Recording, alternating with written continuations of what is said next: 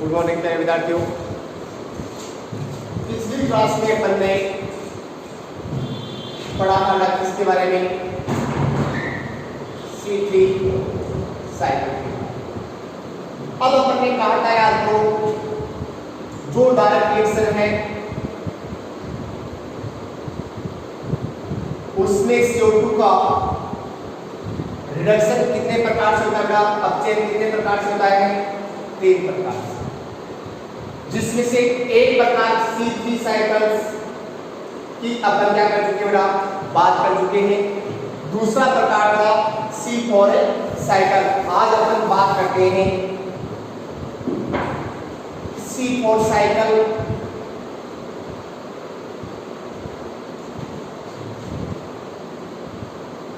या hedge and slag cycle.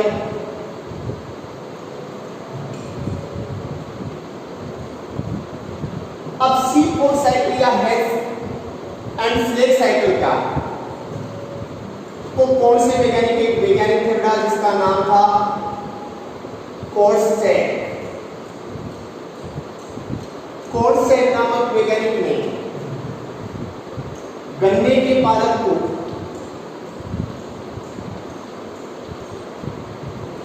क्या provide करेगा, रेडियो एक्टिव कार्बन 14 युक्त CO2 प्रोवाइड करें। तो CO2 के ग्रहण करने पर C3 साइकिल्स के अकॉर्डिंग तो क्या बनना चाहिए बेटा, फॉस्फोग्लिसरिक एसिड बनना चाहिए। लेकिन गन्ने के पादप को जब वायुमंडलीय CO2 प्रोवाइड कराएं तो CO2 के ग्रहण करने पर बनने वाला प्रथम स्थायी उत्पाद फॉस्फोग्लिसरिक एसिड न होकर क्या था बेटा, ऑक्सैलो एसिडिक एसिड बना। अब ऑक्सैलो एसिडिक एसिड 4 कार्बन युक्त कंपाउंड होने के कारण इस प्रकार के CO2 फिक्सेशन का नाम कर दिया C4 साइकिल। तो कोर्सेट नामक साइंटिस्ट ने जब गन्ने के पादप में वायुमंडलीय CO2 से के ग्रहण करने से ग्लूकोज के निर्माण के दौरान बनने वाले मध्यवर्ती उत्पादों का अध्ययन किया तो क्या पाया कि CO2 के ग्रहण करने पर बनने वाला प्रथम स्थायी उत्पाद 3-फॉस्फोग्लिसरिक एसिड न होकर ऑक्सैलो एसिडिक एसिड होता है। ऑक्सैलो एसिडिक एसिड 4 कार्बन होता है, इसलिए इस प्रकार के CO2 फिक्सेशन का नाम कर दिया C4 साइकिल, CO2 फिक्सेशन। अब जिन पौधों में C4 साइकिल के द्वारा या C4 साइकिल के द्वारा CO2 फिक्सेशन होता है, ऐसे पौधों को फिर नाम क्या दिया, C4 प्लांट। क्या नाम रखा था, C4 प्लांट। जैसे एग्जांपल बाजरा, गन्ना, मक्का, अमरंथस जैसे जो पादप हैं, ये कौन सी कैटेगरी प्लांट है, C4 प्लांट। तो कोर्सेट नामक साइंटिस्ट ने गन्ने के पादप को वायुमंडलीय CO2 प्रदान करने पर या वायुमंडलीय CO2 के ग्रहण करने से ग्लूकोज के निर्माण के दौरान बनने वाले मध्यवर्ती उत्पाद में प्रथम स्थायी उत्पाद ऑक्सैलो एसिडिक एसिड बनता है, जो 4 कार्बन युक्त होने के कारण इस प्रकार के साइकिल का नाम कर दिया C4 साइकिल। और जिन पौधों में C4 साइकिल के द्वारा CO2 फिक्सेशन होता है, ऐसे पादप को क्या कहते हैं, C4 प्लांट कहते हैं। जैसे बाजरा, गन्ना, मक्का, अमरंथस इत्यादि। अब C4 साइकिल का विस्तारपूर्वक अध्ययन हेज एंड स्लेग नामक साइंटिस्ट ने किया था, इसलिए उनके मान सम्मान में C4 साइकिल का दूसरा नाम क्या दिया, हेज एंड स्लेग साइकिल। अब दूसरा पॉइंट C4 साइकिल्स में दूसरा पॉइंट आपको नोट करने वाला वो है बेटा, एनाटॉमी ऑफ C4 साइकिल। अब आप सबको पता है, हम कहते हैं फोटोसिंथेसिस की प्रोसेस कहाँ होती है बेटा, तो अपन सीधा समझा चल रहा कहाँ, अगर लीफ की बात करें तो लीफ के अंदर पाई जाने वाली कौन सी सेल में बेटा? मेसोफिल सेल्स में। मेसोफिल सेल्स की अगर बात करें तो मेसोफिल सेल के कौन से भाग में बेटा? कौन से भाग में? क्लोरोप्लास्ट। अब इसका मतलब पौधों के अंदर प्रकाश संश्लेषण की प्रक्रिया कहां संपन्न होती है बेटा? मेसोफिल सेल में संपन्न। अब मेसोफिल सेल क्या थी? तब आपको लीफ की क्या चाहिए बेटा? C4 प्लांट के लीफ की एनाटॉमी और C4 प्लांट के लीफ की एनाटॉमी। एंड लीफ की एनाटॉमी में याद रखो सबसे पहला पार्ट आता है बेटा क्या?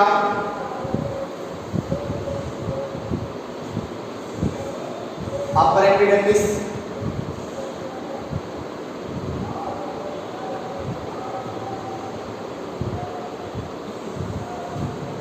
और नीचे आता है बेटा लोअर एपिडर्मिस। इसी एपिडर्मिस में क्या पाए जाते हैं? स्टोमेटा वगैरह पाए जाते हैं।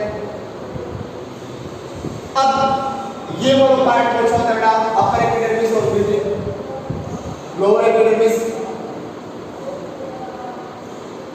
इसके बीच वाले पार्ट्स में क्या पाया जाता है? मिडलीफ वाले पार्ट्स में क्या पाए जाते हैं? Vestibular bundle. इन वेस्टिबुलर बंडल में क्या विशेषता थी? वही तो प्रकार के वेस्टिबुलर बंडल होते हैं। ये जाइलम में जाएगा, ये क्या हो जाएगा बेटा? फ्लोएम। आपको याद आ रहा है? तो कितने पार्ट्स हो गए लीफ के एनाटॉमी में? Upper epidermis, lower epidermis, vestibular bundle. Vestibular bundle किस प्रकार के थे वो वीडियो क्लास में पढ़ने पड़ा था। तीसरा पार्ट था बेटा क्या? मेसोफिल किसे कहा था? तो अपर एपिडर्मिस और लोअर एपिडर्मिस के बीच क्लोरोफिल।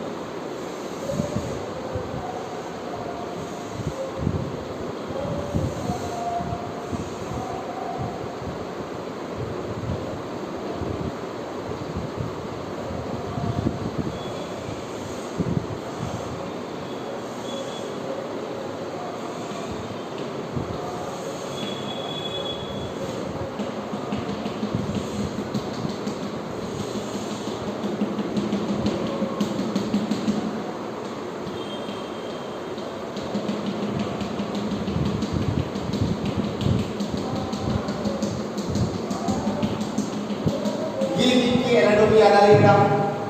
ये हो गया आपके पास अपर एपिडर्मिस, ये हो गई लोअर एपिडर्मिस, ये हो गया अपना फ्लोएम, ये हो गया आपके पास जाइलम। दोनों से मिलकर क्या बन गया? Vestibular bundle.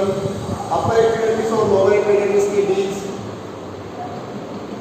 क्लोरोफिल पेरेंकाइमस कोशिकाएं पाई जाती हैं, जिन्हें कौन सी सेल कहते हैं? जिन्हें क्लास में पूरा पढ़ा हुआ है मेसोफिल सेल। इन मेसोफिल सेल के क्लोरोप्लास्ट में कौन सी प्रोसेस कंप्लीट होती है? फोटोसिंथेसिस। अब इसका मतलब अगर अपन पहले बात करें किसकी, केवल C3 प्लांट की बात करें तो C3 प्लांट में पूरी प्रकाश संश्लेषण की प्रक्रिया, चाहे लाइट रिएक्शन हो चाहे डायरेक्ट रिएक्शन हो, पूरी प्रोसेस कहां कंप्लीट होती है? मेसोफिल सेल में कंप्लीट। और यही C4 प्लांट में होने वाला है। लेकिन C4 प्लांट में जो वेस्टिबुलर बंडल है, उन वेस्टिबुलर बंडल के चारों तरफ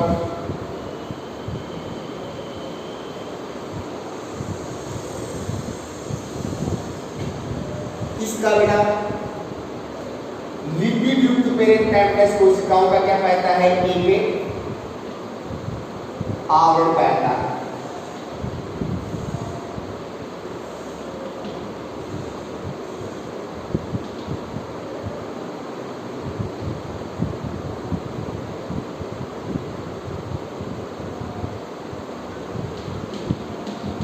लिपिड युक्त पेरेंट कैम्पस कोशिका का पाता है, एक आवरण पाता है किसके चारों तरफ, वेस्कुलर बंडल के चारों तरफ, जिसे मैंने जूनियर क्लास में नाम दिया था बंडल सी, हिंदी में कहते हैं कुल आँच। क्या कहते हैं बेटा, कुल आँच, बंडल सी या कुल आँच, जिसकी प्रत्येक सेल को क्या कहते हैं, बंडल सेल या बंडल सेल।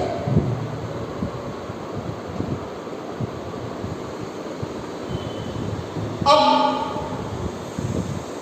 वेस्कुलर बंडल के चारों तरफ पाए जाने वाली जो बंडल सेल है, वो वेस्कुलर बंडल के चारों तरफ किसके रूप में लगे रहते हैं, मनके के माला के समान लगे। अब माला के मनके को जर्मन भाषा में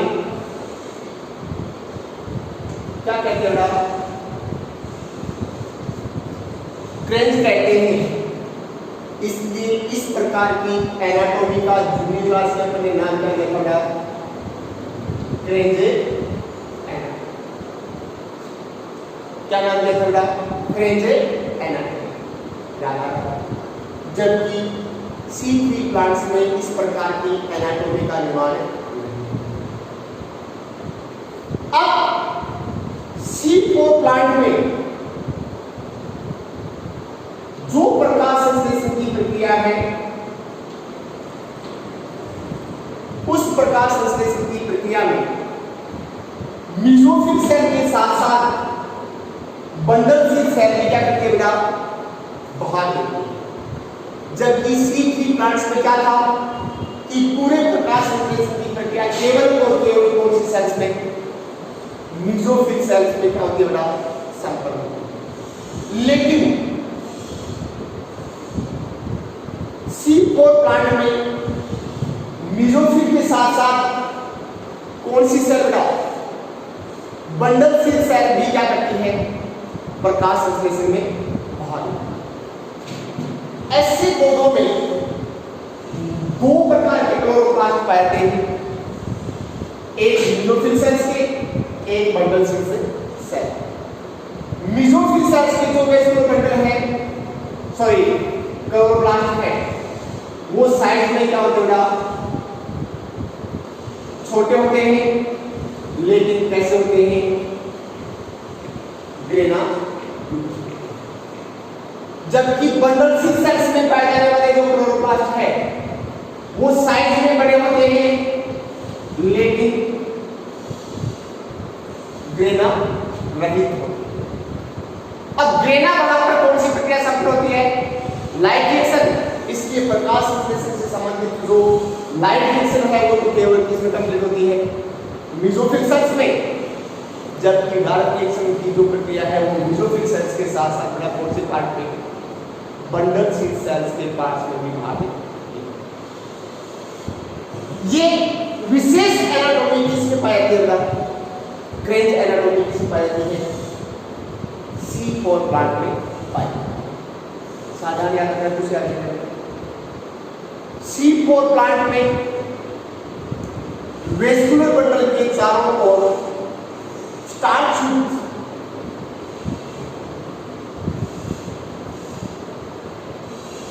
पेरेंट कैम्पस कोशिकाएं पाई जाती हैं,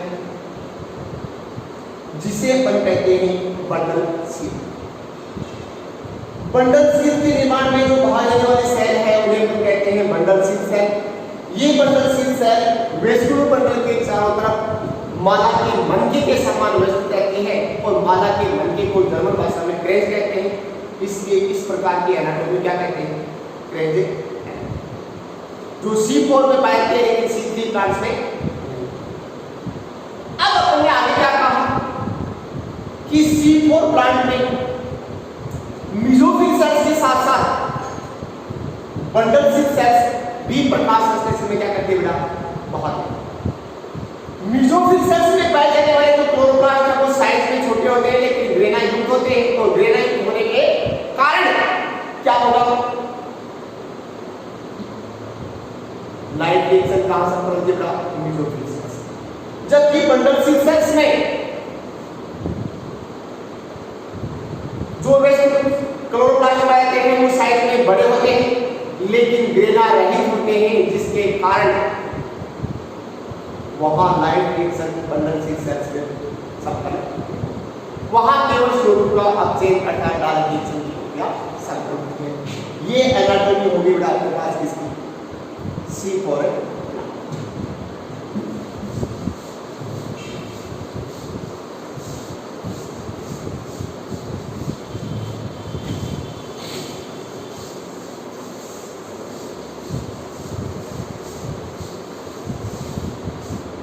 अगला पैटर्न आता है बेटा, जिस प्रकार मैकेनिज्म अपने C3 प्लांट C3 साइकिल से पड़ी थी उसी प्रकार मिलेगा मैकेनिज्म ऑफ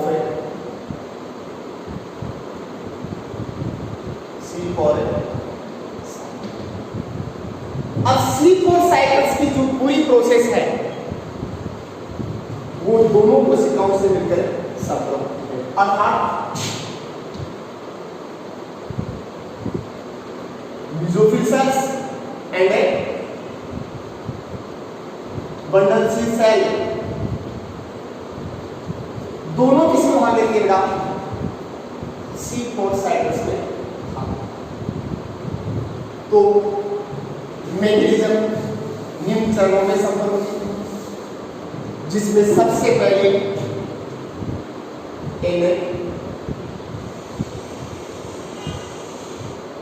मेसोफिल मेसोफिल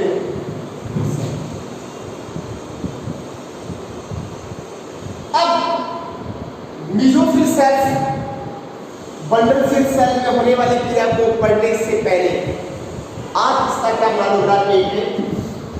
पाठ मालूम, एक पाठ मालूम, जिसमें पूरी कहानी आपकी आ जाएगी समझ में।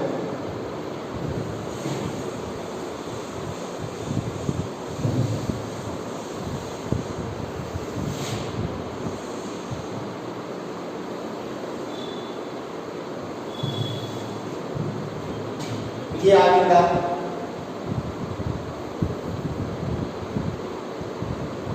मेसोफिल सेल और दूसरी तरफ हो गया बंडल सिल। अब C4 प्लांट में ये आपके पास क्या है? वायुमंडलीय इस वायुमंडलीय CO2 को ग्रहण करने का कार्य एक 3 कार्बन कंपाउंड करता है PEP। पूरा नाम है phosphoenol pyruvate. Phosphoenol pyruvate. Phosphoenol pyruvate क्या है? आगे वाले लेस पैरेसिन वाले लेसन में अपन इसका अनुसूत्र सहित आपको मैं बताऊंगा। अब C4 प्लांट के अंदर वायुमंडलीय CO2 को ग्रहण करने का या ग्राही पदार्थ का कार्य करता है कौन? PEP, फॉस्फोइनोल पाइरुवेट, जो कितने कार्बन का है? अब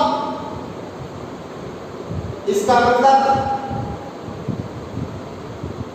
PEP के साथ ग्रहण कर रहा है, इसका तो PEP के साथ क्या हो रहा है? CO2 जुड़ रही है। तो इस अभिक्रिया को प्रेरित करने वाला एंजाइम कौन सा होगा? की आधार PEP कार्बोक्सिलेज हो रहा है। एंजाइम का नाम क्या होगा? PEP carboxylase. अब PEP 3 कार्बन है, एक कार्बन CO2 का हो गया, तो 4 कार्बन प्रथम स्थायी उत्पाद क्या बनता था? ऑक्जेलो एसिटिक एसिड बनता। जबकि C3 प्लांट्स में क्या बन रहा था? फॉस्फोग्लिसरिक एसिड प्रथम स्थायी उत्पाद बन रहा था, तो वहां C3 साइकिल्स, यहाँ ऑक्जेलो एसिटिक एसिड 4 कार्बन होता है, इसलिए इस प्रकार के सल्फोफिकेशन का नाम रख दिया C4। अब ऑक्जेलो एसिटिक एसिड का मेलिक डिहाइड्रोजनेज एंजाइम की उपस्थिति में रिडक्शन या अपचयन। ऑक्जेलो एसिटिक एसिड का मेलिक डिहाइड्रोजनेज एंजाइम की उपस्थिति में क्या होता है? अपचयन होता है। अपचयन होने के लिए अपचयनकारी शक्ति चाहिए बोला। अपचयनकारी शक्ति कौन सी हो गई? NADPH2। डिहाइड्रोजनेज है, NADPH2 से 2 हाइड्रोजन बाहर निकालेगा, क्या बचेगा? NADP। और निकलने वाले दोनों हाइड्रोजन ऑक्जेलो एसिटिक एसिड का अपचयन कर देते हैं, इसमें मेलिक एसिड। Malic acid. यहां तक की पूरी प्रोसेस कहां संपन्न होती है बेटा? न्यूक्लियोफिल सेल्स में। और मेलिक एसिड में कितने कार्बन का है? 4 कार्बन का है, क्योंकि ऑक्जेलो एसिटिक एसिड के साथ केवल क्या बने? 2 हाइड्रोजन। क्या बन गया बेटा? Malic acid. यहां तक की पूरी प्रोसेस कहां कंप्लीट होती है? CO2 ग्राहिक एंजाइम का कार्य कौन करता है? PEP carboxyl. अब मेलिक एसिड चला जाता है कहां? बंडल सी पे। कहां चला जाता है? बंडल सी सेल्स में। अब मेलिक एसिड का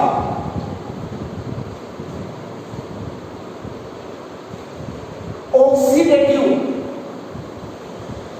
डीकार्बोक्सिलेशन होता है। शब्द क्या बना है आपने? Oxidative decarboxylation. तो याद रखो बेटा, इसका मतलब प्रोसेस में 2 प्रोसेस हो रही है, एक ऑक्सीडेशन भी हो रहा है और एक साथ में डीकार्बोक्सिलेशन। डीकार्बोक्सिलेशन के फलस्वरूप क्या बाहर निकलेगी बेटा?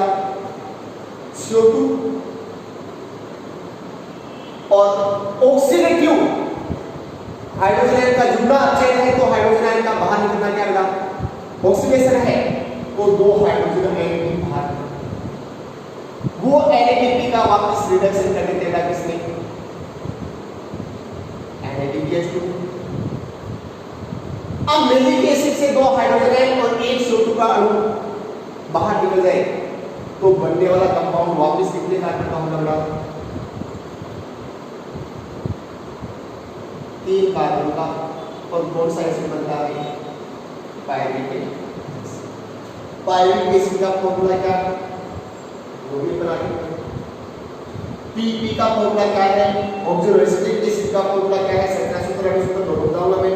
मेलिक एसिड का फॉर्मूला क्या है? अब जो CO2 बनी, इस अभिक्रिया को उत्प्रेरित करने वाला एंजाइम होगा मेलिक डीकार्बोक्सिलेशन।